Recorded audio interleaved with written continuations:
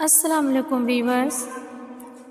جب اللہ انسان پر کوئی مشکل بھیجتا ہے تو وہ اس مشکل کے ساتھ کوئی نہ کوئی ایسی آسانی بھی بھیجتا ہے جو انسان کو اس مشکل وقت میں آگے بڑھنے میں مدد دیتی ہے۔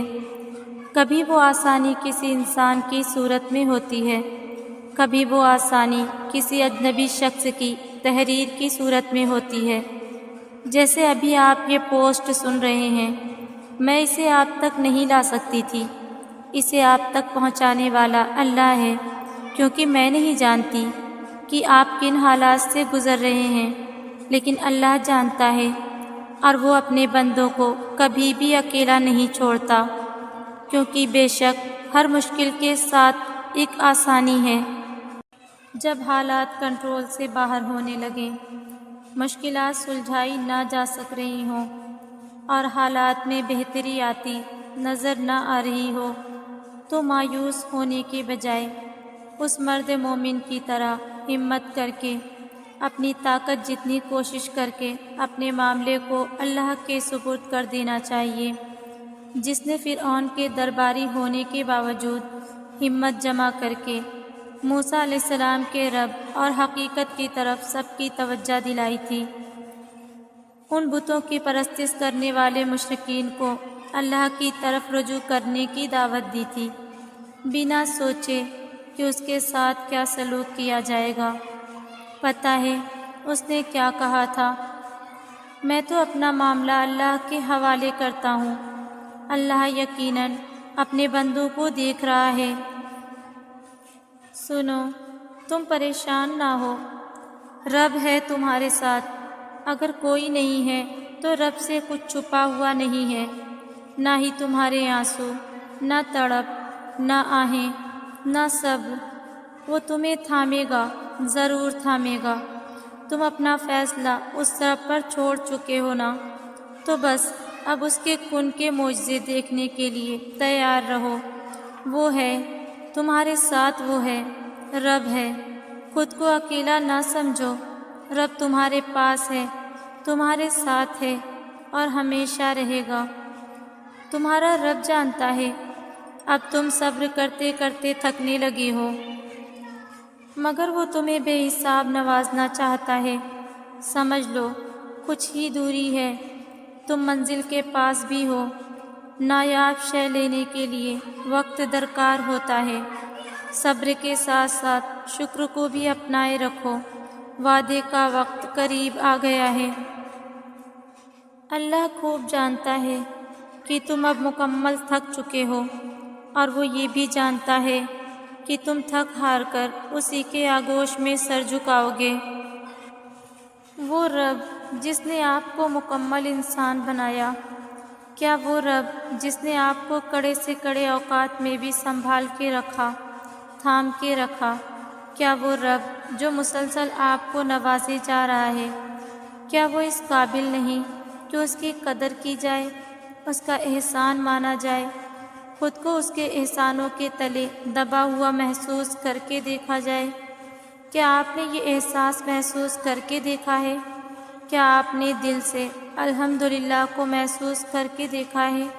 نہیں تو کس بات کا انتظار کر رہے ہیں؟ کیوں ٹالے جا رہے ہیں؟ ابھی بھی وقت ہے۔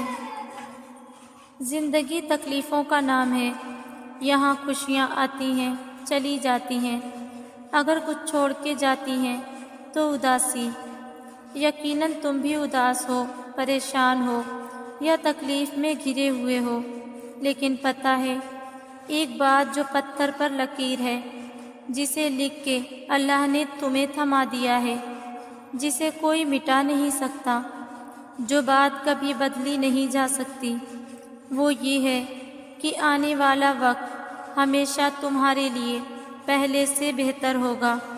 پھر چاہے کچھ ہو جائے، تمہیں اللہ پر یقین رکھنا ہے، تمہاری منزل یقیناً بہت خوبصورت ہونے والی ہے۔